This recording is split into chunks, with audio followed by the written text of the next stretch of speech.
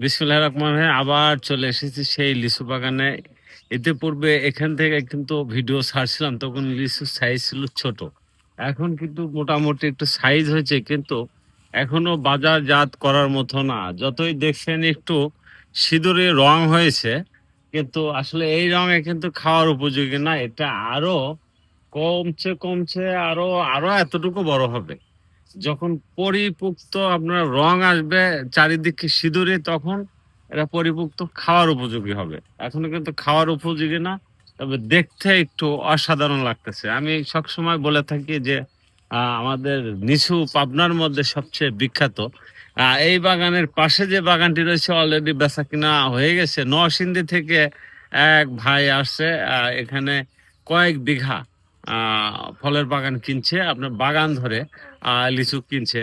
কিন্তু এই বাগানটা এখনো নিতে পারে নাই। ওনার সাথে একটু কথাবার্তা হচ্ছে, হয়তো আগামীতে হলেও হতে পারে।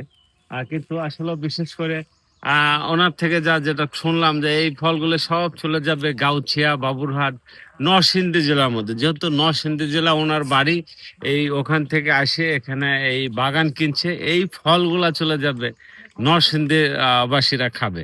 তা আসলে আমি সবসময় বলে থাকি যে লিচুর মধ্যে পাবনা বিখ্যাত। আসলে পাবনার বিভিন্ন এলাকায়, চর এলাকায় বা গ্রাম এলাকায় কিন্তু গড়ে উঠছে শত শত বিঘা এই আমাদের লিচু। এই লিচুরও জাত আছে বোম্বাই 1, বোম্বাই 2, বোম্বাই 3, বোম্বাই 4, মুজাফফর, চায়না, বিভিন্ন জাতের যে লিচুগুলা, সেটা কিন্তু অবস্থান আমাদের পাবনাতে। আর আমের মধ্যে এটা স্বীকার করতে হবে, রাজশাহীতে কিন্তু আমের বিখ্যাত ফল হলো সেটা রাজশাহীতে।